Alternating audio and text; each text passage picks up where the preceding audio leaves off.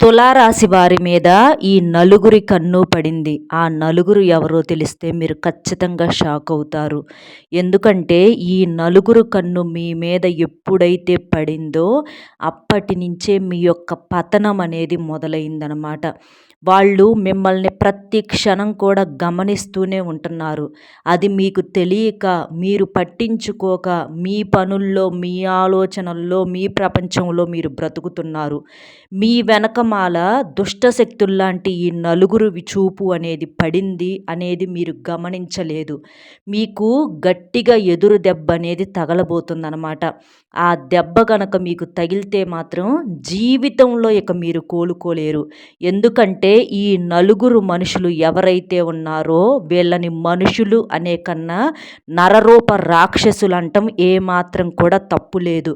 ఎందుకంటే ఈ నలుగురికి ఏమాత్రం కూడా జాలి, దయ, కరుణ ఎలాంటివి కూడా లేని ఒక రాక్షసుల్లాంటి వాళ్ళనమాట. మనుషుల రూపంలో ఉన్నటువంటి ప్రతి ఒక్కరిని కూడా మనుషులే, మనలాంటి వాళ్ళేలే అని చెప్పేసి మనం గుడ్డిగా నమ్ముతూ ఉంటాము. అందరికీ కూడా ఎక్కడో ఒక చోట ఏదో ఒక మూలన మానవత్వం అనేది దాగి ఉంటుంది కదా అని చెప్పేసి మనం అనుకుంటూ ఉంటాము. కానీ మానవత్వం అనేది లేని మనుషులు స్వార్థం మాత్రమే, వాళ్ళకు వాళ్ళు తప్ప ఎదుటి వాళ్ళు ఎంత అల్లాడిపోతున్నా, ఎంత నలిగిపోతున్నా కనికరం అనేది కాస్త కూడా లేనటువంటి ఈ నలుగురు రాక్షసులు అనే వాళ్ళ గురించి ఈ తులారాశి వారు ఖచ్చితంగా తెలుసుకోవాల్సిందే. తెలుసుకోకపోతే మాత్రం చాలా చాలా దెబ్బతింటారు. ఎందుకంటే మీరు ఈ నలుగురిని ఏ మాత్రం కూడా పట్టించుకోవటం లేదు. ఎన్నాళ్ళు కనీసం మీ ఆలోచనకు, మీ దృష్టికి కూడా రానటువంటి వ్యక్తులు, అసలు ఈ నలుగురు వ్యక్తులు ఎవరు? బయట వాళ్ళ, లేదా మీకు బాగా తెలిసినటువంటి వాళ్ళ? అసలు మీ వల్ల ఏదన్నా పొరపాటు జరిగిందా వాళ్ళకి? మీరు తెలిసి తెలియకుండా వాళ్ళకి ఏదన్నా ఇబ్బంది పెట్టారా? లేకపోతే వాళ్ళంతటా వాళ్ళే మిమ్మల్ని మీ మీద విపరీతమైనటువంటి పగతో మీ మీద దృష్టి అనేది పెట్టారా? మీ మీద వాళ్ళ యొక్క కన్ను అనేది వేశారా? ఇలాంటివన్నీ కూడా మీరు తెలుసుకోవాలి. ఎందుకంటే ఇప్పటికైనా కూడా మీరు కళ్ళు తెరవకపోతే, ఇప్పటికైనా సరే ఆ నలుగురు గురించినటువంటి పచ్చి నిజాలు మీరు తెలుసుకోకపోతే మాత్రం ఇక మిమ్మల్ని ఆ భగవంతుడు కూడా కాపాడలేడు. ఎందుకంటే ఆ నలుగురు యొక్క ఎఫెక్ట్ అనేది ఫస్ట్ మీ యొక్క డబ్బు, అంటే మీ యొక్క సంపాదన మీదే కొట్టేసిద్ది అనమాట. అంటే ఆ నోటికాడ మీరు తినేటటువంటి ఆ ముద్ద ఏదైతే ఉందో, లేదా మీ కుటుంబానికి మీరు ఆధారంగా చేసినటువంటి ఆ నోటికాడ ముద్ద ఏదైతే ఉందో, ఆ ముద్దని వాళ్ళు ఏమాత్రం కనికరం అనేది లేకుండా తీసేస్తారు. కాబట్టి అది మీరు తెలుసుకోవాలి. తెలుసుకోకపోతే మాత్రం చాలా చాలా ఇబ్బందులు పడిపోతారు. కాబట్టి తులారాశి వారు ఏముందిలే అని చెప్పేసేసి కొట్టి పడేయకుండా, మీరు వీడియోని ఎక్కడా కూడా స్కిప్ చేయకుండా చివరి వరకు జాగ్రత్తగా విని, ఇంకొంతమంది తులారాశి మిత్రులకు వీడియో అనేది రీచ్ అవ్వటం కోసం దయచేసి వీడియోకి ఒక లైక్ ఇచ్చి సపోర్ట్ చేయండి. లైక్ చేసినప్పుడు కామెంట్స్ దగ్గర హైప్ వస్తుంది. అక్కడ మీ యొక్క పాయింట్స్ అనేవి యాడ్ చేయొచ్చు. అలాగే మీకు తెలిసినటువంటి తులారాశి మిత్రులు ఎవరైనా ఉంటే వారికి కూడా షేర్ చేస్తే వారికి కూడా ఉపయోగించుకునే హెల్ప్ అనేది అవుతుంది. వాళ్ళకు తెలుస్తుందన్నమాట, జాగ్రత్త పడతారు. ఇక ఆలస్యం చేయకుండా వీడియోలోకి అయితే వెళ్ళిపోదాము. తులారాశి వారిది రాశి చక్రంలో 7వ రాశి. వీరి రాశికి అధిపతి శుక్రుడు. ఇది నిజానికి చెప్పాలంటే ఒక వాయుతత్వ రాశి. అంటే ఈ తులారాశి వారి యొక్క మనస్తత్వం ఏదైతే ఉందో అది నిలకడగా ఉండదు. క్షణక్షణం మారుతూ ఉంటుంది. పరిస్థితులకు తగ్గట్లుగా కూడా ఎప్పటికప్పుడు వీరు మారుతూ ఉంటారు. అంటే ఎప్పటి పరిస్థితులకు తగ్గట్లుగా, ఎప్పుడు ఏ రోజుల్లో ఎలా ఉండాలి అనే దానికి తగ్గట్లుగా వీళ్ళు ఉంటారని చెప్పుకోవచ్చు అన్నమాట. చిత్తా నక్షత్రం 3, 4 పాదాలు, స్వాతి నక్షత్రం 1, 2, 3, 4 పాదాలు, విశాఖ నక్షత్రం 1, 2, 3 పాదాలలో జన్మించినటువంటి వారు ఈ తులారాశి వారి కిందకు వస్తారు. ముఖ్యంగా ఈ తులారాశి వారికి మనకు ఈ నలుగురు యొక్క ఎఫెక్ట్ ఉందని చెప్పుకున్నాం కదండి. దాని నుంచి బయటపడటం కోసం కొన్ని ముఖ్యమైనటువంటి పరిహారాలు కూడా నేను ఈ వీడియోలో మీకు చెప్తాను. కాబట్టి జాగ్రత్తగా వినండి. అంటే ఈ తులారాశి వారిని మనం చూసుకున్నట్లయితే రాశి పరంగా అయితే మాత్రం చాలా చాలా పర్ఫెక్ట్, అంటే అదృష్టవంతులని చెప్పుకోవచ్చు. శుక్రగ్రహానికి అధిపతి ఎవరంటే లక్ష్మీదేవి. అంటే వీరి జీవితంలో విలాసాలు, వైభోగాలు, అందము, ఆకర్షణీయము, అలాగే మాట తీరు కూడా ఎదుటివారిని ఆకట్టుకోవటము, వీళ్ళ యొక్క రూపురేఖలనేవి చాలా చక్కగా ఉండటము, ఇలా ప్రతీది కూడా చాలా విలాసంగా వీరి జీవితం అనేది ఉంటుందన్నమాట. అలాగే ఎదుటివారి దృష్టి అనేది కూడా వీరి మీద చాలా తొందరగా పడుతుంది. అలాగే వీరి మాట తీరు కూడా అందరికన్నా కూడా కాస్తంత డిఫరెంట్‌గా ఉంటుందన్నమాట. ఏదైనా సరే ముక్కుసూటిగా మాట్లాడతారు. తెలివిగా మాట్లాడతారు. తెలివిగా నిర్ణయాలు తీసుకుంటారు. అలాగే వీళ్ళది ఒక బ్యాలెన్స్‌డ్ రాశి అని చెప్పుకోవచ్చనమాట. తులము అంటే ఏంటి? తక్కెడ అంటే త్రాచు. త్రాచు ఎలాగైతే ఉంటుందో తూకం వేసినప్పుడు, అలాగే వీరు కష్ట సుఖాలలో బయట వాళ్ళు, అయిన వాళ్ళు ఇట్లా ప్రతి దానికాడ కూడా ప్రతి విషయంలో కూడా చాలా బ్యాలెన్స్డ్‌గా ఉంటారు. కష్టాలు వచ్చినప్పుడు కుంగిపోవటము, సుఖాలు వచ్చినప్పుడు పొంగిపోవటము ఇలాంటివి వీరికి చేత కాదు. పరిస్థితులు అనేవి వ్యతిరేకంగా మారినప్పుడు వీళ్ళు 4 అడుగులు కాస్త వెనక్కి వేస్తారు. దానికి వీరు భయపడినట్లు కాదు, తప్పు చేసినట్లు అంతకన్నా కాదు, తగ్గినట్లు అస్సలే కాదనమాట. సింహము 4 అడుగులు వెనక్కి వేస్తుంది అంటే ఇంకో 10 అడుగులు ముందుకు వేయబోతుంది అని అర్థము. అలాగే ఈ తులారాశి వారు కూడా సింహాల్లాంటి వారు. వీరు కూడా చాలా తెలివిగా నిర్ణయాలు అనేవి తీసుకుంటారు. ఏది ఏమైనా సరే, ఎంతమంది ఎన్ని అడ్డు పెట్టినా, ఎంతమంది ఎన్ని రకాలుగా వీరిని ఇబ్బంది పెట్టినా, చివరికి వీరు నుంచోవాలి అనుకున్నటువంటి ఆ యొక్క లక్ష్యం మీదే వీరు నుంచుంటారు. అందులో మాత్రం ఎలాంటి మార్పు అనేది ఉండదు. ఈ దారి కాకపోతే ఇంకొక దారి, ఇంకొక దారి కాకపోతే మరొక దారి, అలాగా పడే కొంది లేచి నిలబడేటటువంటి వ్యక్తులే కానీ వీళ్ళు అలాగా కూర్చుండేటటువంటి వ్యక్తులైతే మాత్రం కాదు. అలాగే వీరికేంటంటే చిన్న వయసులో వీరు పుట్టిన దగ్గర నుంచి కూడా అంటే తల్లిదండ్రులకు బాగా కలిసి వస్తుంది. ముఖ్యంగా తండ్రికి బాగా కలిసి వస్తుందనమాట. అంటే ఏదైనా కొత్త ఇల్లు కట్టుకోవటం కావచ్చు, లేదా కొత్త వాహనాల కొనుగోలు చేయటం కావచ్చు, లేదా తండ్రికి ఇంకా వ్యాపారంలో మంచిగా కలుసుబాటు రావటం కోసము ఇట్లాంటివన్నీ కూడా జరుగుతూ ఉంటాయన్నమాట. అలాగా అయితే వీరికేంటంటే కాస్త క్రమేపీ ఒక వయసు వచ్చిన తరువాత తండ్రి, కొడుకుల మధ్య ఇట్లా చూసినట్లయితే ఏంటంటే రక్త సంబంధికుల మధ్య కొన్ని రకాలైనటువంటి గొడవలనేవి జరుగుతాయి. అయితే అవి కాలక్రమేణా నిదానంగా అంటే రక్త సంబంధం అంటే ఒకసారి కాకపోతే ఒకసారైనా సరే పేగు బంధం అనేది ఆ ప్రేమానురాగాలు అనేవి ఉంటాయి కాబట్టి చివరికి తల్లిదండ్రులు కావచ్చు, తండ్రి కొడుకులు కావచ్చు, తల్లి కూతుళ్ళు కావచ్చు, ఇట్లా కలిసిపోయి తోబుట్టువులు కావచ్చు, కలిసే అవకాశాలనేవి ఉంటాయన్నమాట. అంటే ఈ అయిన వాళ్ళతో సంబంధాలు ఎలా ఉంటాయంటే, వాళ్ళు మన మీద పడి ఏడ్చినా, మనకంటూ ఒక రూపాయి సహాయం అనేది చేయకపోయినా, మన వెనకమాలైతే మాత్రం గోతులు తీయరు. అది మాత్రం ఖచ్చితంగా మనం ధైర్యంగా ఆ విషయంలో ఉండొచ్చనమాట. మనకు మంచి చెయ్యరు, దానికెవ్వరం కాదని అనము. కానీ చెడు మాత్రం చెయ్యరనమాట. అలాగా మన అనుకున్నటువంటి సొంత మనుషుల్లో మనకు ఖచ్చితంగా ఆ నమ్మకం అనేది ఉంటుంది. అంటే ఇక్కడ దీన్ని బట్టి మీరు అర్థం చేసుకోవాల్సినటువంటి విషయం ఏంటంటే, మీకు ఇబ్బంది కలిగిస్తున్నటువంటి ఆ నలుగురు వ్యక్తులు ఎవరైతే ఉన్నారో వాళ్ళు మీ కుటుంబ సభ్యులు కాదు, మీ రక్త సంబంధికులు కాదు, మీ తోబుట్టువులు కాదు, లేదా మీ తల్లిదండ్రులు కాదు, మీ దూరపు బంధువులో దగ్గర బంధువులో కాదు, లేదా మీ చిన్ననాటి స్నేహితులు కాదు. ఈ నలుగురు వ్యక్తులు అనేవాళ్ళు పూర్తిగా బయట వాళ్ళు.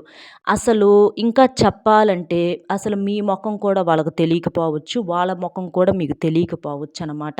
అంటే ఇక్కడ శత్రుత్వం అనేది ఎలా ఉంటుంది అనంటే, మన టైం బాగోనప్పుడు, మన కర్మలు బాగోనప్పుడు అసలు వాళ్ళతో గొడవలు, వాళ్ళతో శత్రుత్వం అనేది ఏదో ఒక రూపేణ అలా వచ్చేస్తదనమాట. అక్కడ మన ప్రమేయము మనం కావాలని చేసింది ఏదీ ఉండదు. కానీ అక్కడ మనమేంటంటే తప్పు చేసిన వాళ్ళలాగా మిగిలిపోతూ ఉంటామనమాట. అలా మన ప్రమేయం లేకుండా చిన్న చిన్న పొరపాట్లనేవి ఏదన్నా జరిగినప్పుడు అది చిన్న పొరపాటేలే అని చెప్పేసేసి మనం పట్టించుకోకుండా వదిలేసినా ఎదుటివారు దాన్ని భూతద్దంలో పెట్టి మరీ చూపించి ఆ తప్పుకు దానికి తగ్గ అంటే దానికి ఇంకా వేయాల్సిన దానికన్నా కూడా పెద్ద శిక్షే వేస్తారని చెప్పుకోవచ్చనమాట. ఇప్పుడు మీ జీవితంలో జరుగుతున్నది అదే. ఇక్కడ మీకు మీ వల్ల ఈ నలుగురు వ్యక్తులు ఎవరైతే ఉన్నారో అంటే వాళ్ళ మొఖం మీకు ఏమాత్రం కూడా తెలియదు. కొంతమందికి తెలిసి కూడా ఉండొచ్చు. కానీ వీళ్ళు బయట వాళ్ళే అని చెప్పుకున్నాం కదండీ! ఈ నలుగురు వ్యక్తులు మొత్తం కూడా బయట వాళ్ళే. వీళ్ళల్లో ఇద్దరు ఆడవాళ్ళుంటారు, ఇద్దరు మగవాళ్ళుంటారనమాట. అయితే వాళ్ళు బయట వాళ్ళైనప్పటికీ మీ మొఖము వారికి తెలీదు. వారి మొఖము మీకు తెలీదు. కానీ మీ ఇద్దరి మధ్య మరి ఆ శత్రుత్వం అనేది ఎలా వచ్చింది అనంటే, అంటే అసలు అంటే ఒకసారి ఏదన్నా ఒక ప్రయాణంలో కావచ్చు, లేకపోతే మీరు చేసే వృత్తి వ్యాపారాలలో కావచ్చు, లేకపోతే ఉద్యోగాలలో కావచ్చు, అప్పటికప్పుడు జరిగిన పొరపాటు కాదనమాట. ఇది ఎప్పుడో ఒకసారి జరిగినటువంటి ఒక చిన్న పొరపాటనమాట. అది కూడా మీ వల్లే జరుగుతుంది.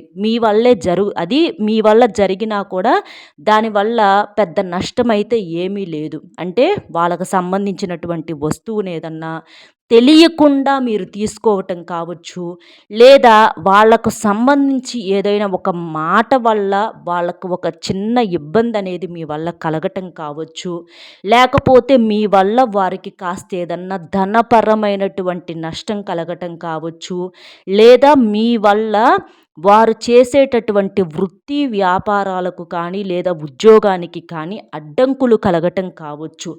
ఇట్లా ఏదో ఒక రూపేణా గనక మీరు చూసుకున్నట్లయితే పొరపాటు అనేది మీ వల్ల కాస్త జరగటం అనేదైతే మాత్రం జరిగిద్దనమాట. అయితే అది పెద్ద పాపమో లేదా చెయ్యకూడనంత తప్పో అయితే మాత్రం కాదు. చిన్న పొరపాటనమాట. అంటే ఇది తెలిసి తెలియక చేసేటటువంటి ఒక చిన్న పొరపాటు. కానీ తప్పు అన్న తర్వాత తప్పు తప్పే. కానీ అది మీ వల్ల పొరపాటనేది జరిగింది. మీరు కావాలని చేయకపోయినా కూడా మీ వల్ల వారికి ఒక ధనపరమైనటువంటి నష్టం అనేది కలిగిందనమాట. అది కలిగినప్పుడు అంటే ఒక్కొక్కసారి ఎలా ఉంటుందంటే ఈ పొరపాట్లనేవి మనం తెలియకుండా చేసేటటువంటి పొరపాట్లు చాలా రకాలుగా జరుగుతూ ఉంటాయి. అంటే ఒక్కొక్కసారి ఎదుటివారి కష్టం అనేది తెలియకుండా మన ఖాతాల్లో వేసుకోవటము, ఇట్లా వాళ్ళకి వచ్చేటటువంటి రూపాయిని ఇండైరెక్ట్‌గా మనకు వచ్చేటట్లుగా చేసుకోవటం, ఇట్లా కొన్ని రకాల పొరపాట్లనేవి జరుగుతాయి. మనం అనుకుంటాము ఏముందిలే మనం కష్టపడుతున్నాం కదా! కాబట్టి మనం వాళ్ళకేం నష్టమైతే చేయట్లేదు కదా! అని చెప్పేసి మనం అనుకుంటూ ఉంటాము. కానీ అలాగ చేసినా కూడా ఎప్పుడైనా సరే మన కష్టాన్ని మనం నమ్ముకోవాలి. మన తెలివితేటలని మనం నమ్ముకోవాలి. మన టాలెంట్‌ని మనం నమ్ముకోవాలి. మనకు వచ్చింది రూపాయి పని కావచ్చు, లేదా రూ. 10 పని కావచ్చు. మనది మనం చేసుకుంటా వెళ్ళిపోవాలి. అంతేకానీ ఎదుటివారి దగ్గర రూ. 10 టాలెంట్ ఉంది కదా! మన దగ్గర రూపాయి టాలెంటే ఉంది అని చెప్పేసి ఆ రూ. 10 ఆ యొక్క టాలెంట్‌ని మనం ఉపయోగించుకుంటే మరి అవతల వాళ్ళకి ఎట్లాగైనా సరే కోపం వచ్చిద్దనమాట. అలాంటి పొరపాటే ఇప్పుడు మీరు చేశారు. అంటే మీ వల్ల వారికి ఏదో ఒక రూపేణ ముఖ్యంగా ధనపరంగా పెద్ద నష్టం అనేది జరగబోతుంది. అది వారు గ్రహించి వెంటనే అంటే మీ మీద ఏంటంటే వాళ్ళు ఈ నలుగురు దృష్టి అనేది ఆటోమేటిక్‌గా మీ మీద పడిపోయిందనమాట. కాబట్టి ఇక్కడ తప్పు అనేది ఎవరి వల్ల జరిగింది?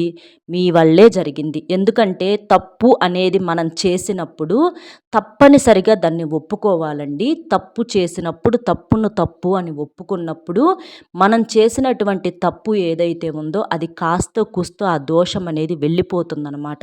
అంటే మనం ఎవరిని నిందించకపోయినా, ఎవరిని తిట్టకపోయినా, ఎవరిని కొట్టకపోయినా కానీ ఇట్లా రకరకాల రూపంలో మన వల్ల కూడా ఒక్కొక్కసారి మన మన మాట రూపంలో కావచ్చు, మన యొక్క పనుల రూపంలో కావచ్చు, ఇట్లా మనం కూడా మన వల్ల కూడా ఒక్కొక్కసారి కొన్ని కొన్ని పొరపాట్లనేవి జరుగుతూ ఉంటాయి. అది అవతల వారికి ఇబ్బందిగా మారుతుందనమాట.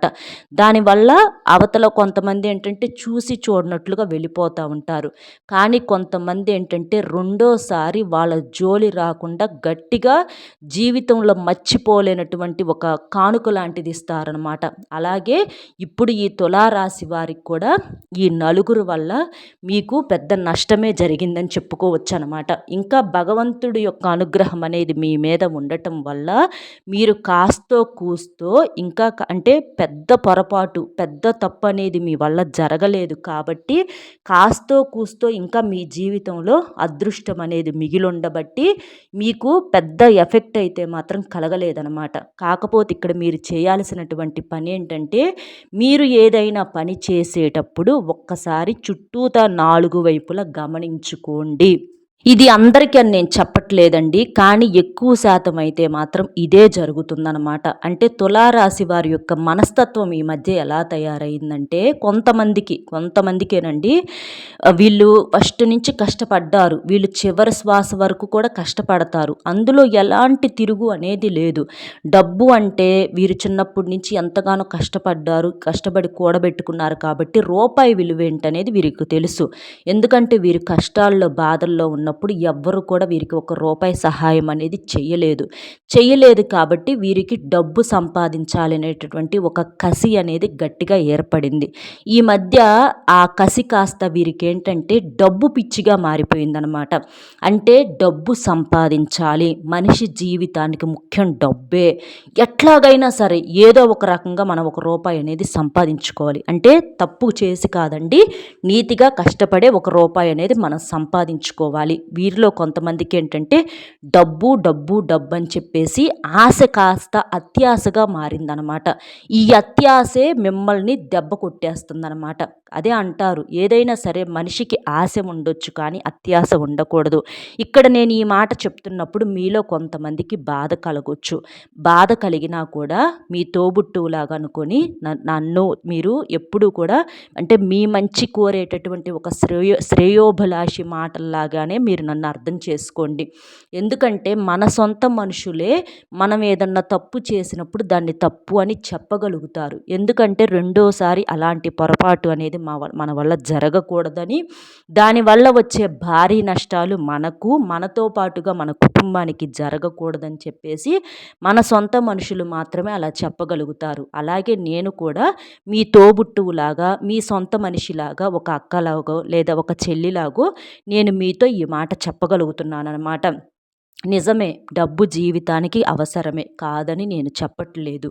కానీ దాన్ని ఎంతవరకు చూడాలో అంతవరకే చూడండి. అంటే మీరు ఈ మధ్య మితిమించి మరీ ఆ డబ్బు వెనక పరిగెడుతున్నారు. ఈ మాట మీతో ఎవరన్నా చెప్పినా కూడా అంటే మీ బంధువులు కావచ్చు, లేదా మీ తోబుట్టువులు కావచ్చు, మీ తల్లిదండ్రులు కావచ్చు, మీ రక్త సంబంధికులు కావచ్చు, ఇలా మీతో చాలాసార్లు హెచ్చరించినప్పటికీ కూడా మీ యొక్క ఆ తపన ఏదైతే ఉందో అది ఆ మాటలు వినకుండా చేసేసిందనమాట. అలా చేసేసి అంటే ఇప్పుడు చివరికి అత్యాశ వల్ల దెబ్బ పడింది ఎవరికి?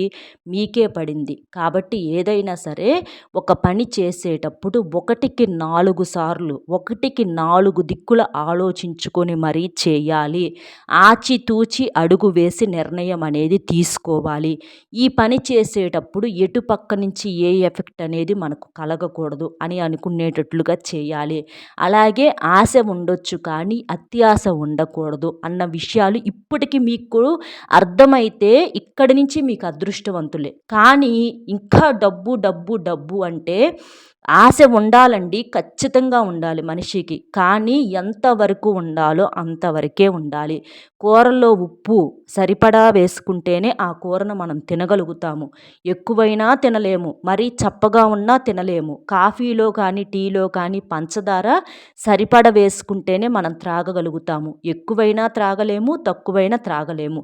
అలాగే జీవితానికి డబ్బు అవసరమే, కానీ అది ఎంతవరకు మనము అది అంటే దాని వెనక మనం ఎంతవరకు మితిమించి పరిగెత్తుతాము. మన ఆరోగ్యాన్ని, మన యొక్క ఆయుష్‌ని తగ్గించుకునే అంతగా, లేదా నలుగురు చేత మాటలు పడే అంతగా, లేదా నలుగురు చేత వేలు చూపించుకునే అంతగా, ఏంటమ్మా మరి ఇంత ఆశ, ఇంత ఆశ మనిషికి ఉండకూడదు. ఏమి లేదని, ఏమి చాలట్లేదని ఇంత తపన, ఇంత తాపత్రయము లేని వాళ్ళంటే ఏదో గతి లేక కష్టాలు పడుతున్నారు. వాళ్ళకు ఇంకో అవకాశం అనేది లేక. కాస్తో కూస్తో ఉంది తెచ్చిపెట్టే వాళ్ళున్నారు. కమ్మగా జరిగిపోయిద్ది. అయినా సరే ఏమీ లేని వాళ్ళకలాగా అంత మితిమించినటువంటి ఆశ ఎందుకమ్మా అని మీరు నలుగురు చేత మాట పడటం తప్ప ఏమన్నా ఉపయోగం ఉంటుందా? ఒక్కసారి ఆలోచించండి. ఎందుకంటే అన్నీ ఉన్నవాళ్ళు ఈ రోజుల్లో అంటే అన్నీ ఉన్న వాళ్ళకి ఆశ ఎక్కువగా ఉంటుందన్నమాట. ఏమీ లేని వాళ్ళు ఏముందిలే తెల్లారికి మనకు దేవుడు ఎలా రాసిపెట్టి ఉంటే అలాగే తెల్లారిపోయిద్దని చెప్పేసేసి వాళ్ళు నిశ్చింతగా ఉంటున్నారు. కానీ అన్నీ అంటే కోట్లున్నోళ్ళకి తపన తాపత్రయాలనేవి ఎక్కువైపోతా ఉంటున్నాయి అన్నమాట. ఆ తపన వల్ల తాపత్రయం వలన వచ్చేది నష్టమే కానీ లాభం ఉండదు. కానీ జీవితంలో ఒక లెక్కల్లో వెళ్ళిపోతే మనం జీవితాంతం ఒక రూపాయిని సంపాదించుకోగలుగుతాము. అదే అంటారు పరుగెత్తి పాలు తాగే కన్నా నిలబడి నీళ్లు తాగటం శ్రేష్టం. పరిగెత్తి పాలు తాగినా ఆ యొక్క అలుపుతో, ఆయాసంతో ఆ తాగిన పాలన్నీ కూడా బయటికి వచ్చేస్తాయి. కానీ నిలబడి నీళ్లు తాగినా అవి మన శరీరానికి పడతాయి అన్నమాట. హాయిగా బ్రతికుండగలుగుతాము. మన యొక్క దాహం అనేది తీరిద్ది. ఆరోగ్యంగా ఉండగలుగుతాము. కాబట్టి ఇక్కడ నేను మీ శ్రేయోభిలాషిలాగా చెప్తుందేంటంటే, మీ వల్ల ఇట్లా ధనపరమైనటువంటి ఒక నష్టం అనేది వాళ్ళకి జరిగింది. ఆ నలుగురు వ్యక్తులకి. పొరపాటు అనేది పూర్తిగా వాళ్ళ వైపే కాదండి, మీ వైపు కూడా కాస్తో కూస్తో పొరపాటు అనేది ఉంది. కాబట్టి ఇప్పటికైనా సరే మీరు ఆ పొరపాటును అర్థం చేసుకొని ఇక జీవితంలో డబ్బు సంపాదించుకోండి. కానీ దాని వెనక పరిగెత్తవద్దు. మితిమించినటువంటి ఆశ, ఆరాటాలనేవి పూర్తిగా తీసి పక్కన పెట్టండి. లేకపోతే మాత్రం రూ. 10 కోసం ఆశపడితే చివరికి రూపాయి కూడా మిగలన పరిస్థితి అనేది వస్తుందన్నమాట. చెప్పాను కదండీ! ఇక్కడ నేను మీకు మీ యొక్క శ్రేయోభిలాషిలాగే ఈ మాటను చెప్తున్నాను. ఎందుకంటే ఈ చుట్టూతా అంటే మీరు చేసే పని ఏదైతే ఉందో అది 4 దిక్కుల కూడా మీరు గమనించుకోండి. ఆ నలుగురు వల్ల మీకు ఎఫెక్ట్ అంటే మీ వల్ల ఆ నలుగురికి ఎఫెక్ట్ కలిగినప్పుడు నలుగురిలో ఒక్కళ్ళైనా ఎదురు తిరిగి పోరాడేవారుంటారు. ముగ్గురు సైలెంట్‌గా ఉండొచ్చు. కానీ ఒక్క మనిషి మాత్రం గట్టిగా ఎదురు తిరిగి పోరాడతారు. అప్పుడు అలా ఎదురు తిరిగి పోరాడినప్పుడు మీరు జాగ్రత్తగా నిర్మించుకున్నటువంటి సామ్రాజ్యం ఏదైతే ఉంటుందో అది మొత్తం కూడా కుప్పకూలిపోతుందనమాట. కాబట్టి అలాంటి పొరపాటు అనేది మీకు జరగకూడదు. ఇన్నాళ్ళ నుంచి మీరు అంటే మీరు చేసేటటువంటి వృత్తి, వ్యాపారము, ఉద్యోగము ఏదైతే ఉందో అది ఎప్పుడూ కూడా 3 పువ్వులు 6 కాయల్లాగా సంతోషంగా ఉండాలి అనంటే మాత్రం మీరు కాస్తంత ఆ యొక్క అంటే ఈ యొక్క ఆవేశము, ఆ యొక్క తపన ఏదైతే ఉందో అది తగ్గించుకొని మీ యొక్క సొంత టాలెంట్ మీద, మీ యొక్క సొంత తెలివితేటల మీద మీరు కష్టపడండి. అప్పుడు మీకు తిరుగులేని అదృష్టం అనేది పట్టబోతుంది. అంతేకానీ ఎవరో చేశారు అదే మనము చేద్దాము, ఎవరో చేసినట్లుగా మనం కూడా అట్లాగే చేద్దాము అని చెప్పేసి అనుకుంటే మాత్రం చివరికి చేయటానికి ఏది కూడా మిగలదు. కాబట్టి ఎందుకంటే ఎదుటివారి యొక్క కష్టం అనేది వారికి తగ్గ కష్టం వాళ్ళు పడి ఉంటారు కాబట్టి ఆ యొక్క బాధ అనేది వారికి తెలిసిద్ది. కాబట్టి మనది అనేది మనకు ఎంత ముఖ్యమో అలాగే పక్కన వాళ్ళది కూడా వాళ్ళది రూపాయి అయినా సరే వాళ్ళకది బంగారంతోటే సమానం అన్నమాట. కాబట్టి ఎప్పుడూ కూడా మీరు మీ యొక్క తెలివిని, మీ యొక్క టాలెంట్‌నే నమ్ముకోండి.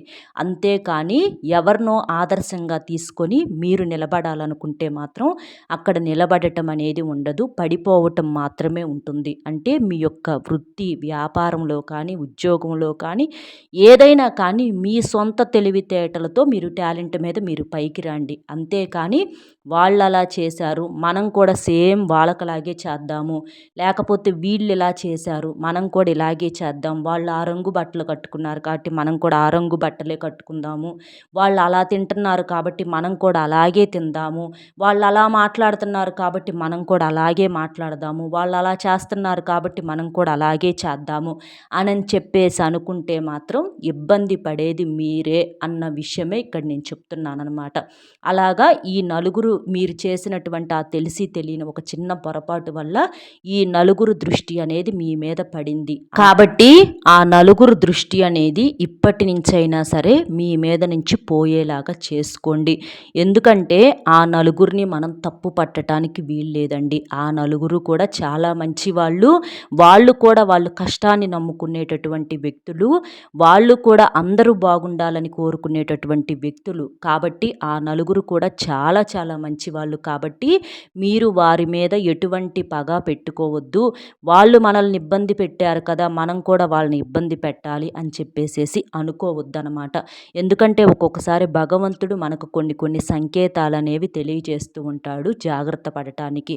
కాబట్టి ఆ నలుగురిని కూడా మనం దైవంతో సమానంగా భావించి ఆ నలుగురిని ఏమాత్రం కూడా మీ మనసులో అంటే మాకు వీళ్ళు శత్రువులు అని ఎప్పుడూ కూడా భావించొద్దు.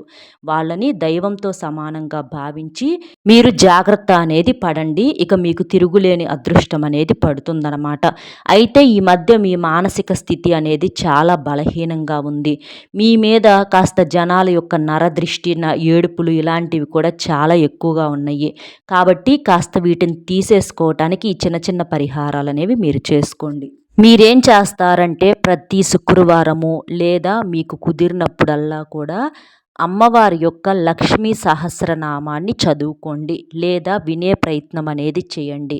ఇలా చేయటం వలన మీకు లక్ష్మీదేవి యొక్క అనుగ్రహంతో బాగా కలిసి వస్తుంది. అలాగే లలిత అమ్మవారిని కూడా మీరు ఎక్కువగా పూజించండి. ఎందుకంటే మీ రాశికి అధిపతి శుక్రుడు కాబట్టి.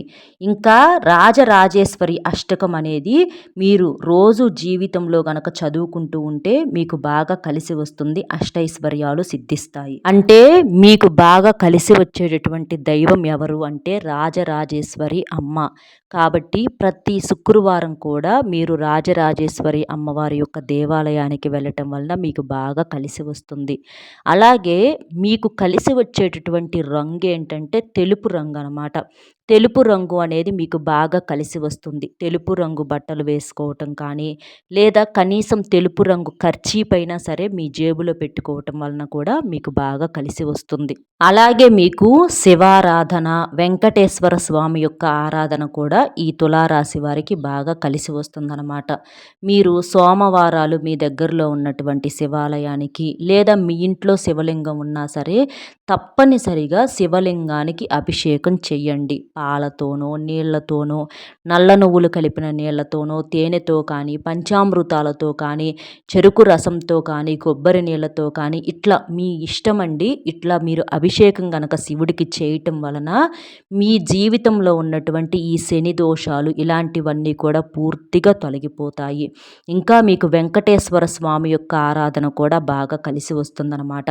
శనివారం పూట వెంకటేశ్వర స్వామికి పిండి దీపారాధన చేయటము, వెంకటేశ్వర స్వామికి తులసి మాలను సమర్పించటము, అలాగే ఆ స్వామి వారికి దీపారాధన పూజ అనేది చేయటం వలన మీకున్నటువంటి ఆర్థిక సమస్యలు, అప్పుల బాధలు, అనుకోని సమస్యలు ఏదైతే ఉంటాయో ఇవన్నీ కూడా పూర్తిగా తుడిచిపెట్టుకుపోతాయి. మీ జీవితం అనేది బంగారుమయమవుతుందన్నమాట. కాబట్టి మీరు ఈ చిన్న చిన్న పరిహారాలు చేసుకోండి. కాస్త గోవుకి ఏదన్నా తినిపించడం కానివ్వండి, పెద్దవాళ్ళ చేత అంటే వాళ్ళకు వ్యతిరేకంగా వాళ్ళు ఏదన్నా పొరపాటున మాట్లాడినా మీరు వ్యతిరేకంగా మాట్లాడి వాళ్ళ చేత శాపాలు కూడా పెట్టించుకోవద్దు. అది కూడా మీ యొక్క భవిష్యత్తుకు మంచిది కాదనమాట. కాబట్టి మీరు ఇలాంటి చిన్న చిన్న నియమాలనేవి పాటిస్తే ఇక మీకు తిరుగు అనేది ఉండదు. అలాగే మీరు మీ యొక్క అంటే సొంత టాలెంట్ని, మీ యొక్క కష్టార్జితాన్ని మీరు నమ్ముకోండి. మీరు చాలా గొప్ప స్థాయికి ఎదుగుతారు. అంటే మిమ్మల్ని చూసి నలుగురు ఇలాగే బ్రతకాలి, ఇలాగే ఉండాలి అని చెప్పి అనుకునే అంతగా నలుగురికి ఆదర్శంగా మారతారనమాట. మిమ్మల్ని మీరు ఎప్పుడూ కూడా తక్కువగా అంచనా వేసుకోవద్దు. మీ దగ్గర లేనిది ఎదుటి వారి దగ్గర ఏదో ఉందని చెప్పేసి మీరు అనుకోవద్దు. అనుకోవద్దు. ఎందుకంటే మీరు చాలా తెలివైనటువంటి వారు. మీ టాలెంట్‌ని మీరు నమ్ముకోండి. అసలు మీకు జీవితంలో తిరుగు అనేది ఉండదనమాట. కాబట్టి చక్కగా ఇలా చేయండి. మీరు ధనవంతులవుతారు, కోటేశ్వరులవుతారు, కుబేరులుగా మారుతారు. మీ యొక్క అప్పుల పరిస్థితులు, ఆర్థిక స్థితులు అన్నీ కూడా మెరుగుపడతాయి. కుటుంబం అంతా కూడా అనుకూలంగా ఉంటుంది. శత్రు సమస్యలన్నీ కూడా పూర్తిగా తొలగిపోతాయి.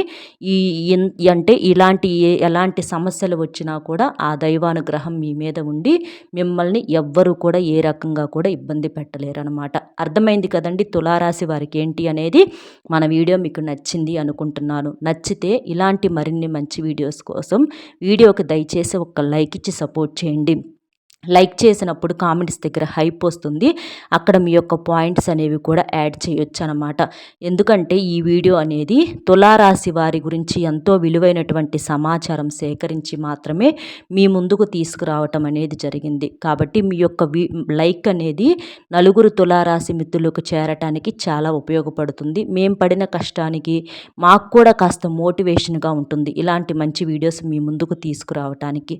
కాబట్టి ఒక్క లైక్ ఇచ్చి మీకు తెలిసిన ఫ్రెండ్స్ ఎవరన్నా ఉంటే తులారాశి వారు వారికి కూడా షేర్ చేస్తే వాళ్ళకి హెల్ప్ అవుతుంది. మొట్టమొదటిసారిగా మన ఛానల్ చూస్తుంటే సబ్స్క్రైబ్ చేసుకొని పక్కనే ఉన్న ఆల్ అనే బెల్ని క్లిక్ చేస్తే నేను పెట్టే ప్రతి వీడియో కూడా ముందుగా మీకు నోటిఫికేషన్ రూపంలో చేరుతుంది. కామెంట్ బాక్స్లో మీ యొక్క అంటే మీకు బాగా కలిసి వచ్చే దైవం రాజరాజేశ్వరి తల్లి కాబట్టి ఓం శ్రీం హ్రీం క్లీం రాజరాజేశ్వరి దేవియే నమః అనే కామెంట్ చేయటం వలన మీకు అంతా శుభం కలుగుతుంది. అలాగే వీడియోకి లైక్ చేసిన ప్రతి ఒక్కరికి కూడా ఆ తల్లి యొక్క అనుగ్రహంతో మీరు ఖచ్చితంగా శుభవార్తను వింటారు. మీకు అదృష్టం అనేది మిమ్మల్ని వెతుక్కుంటూ మరీ వస్తుందన్నమాట.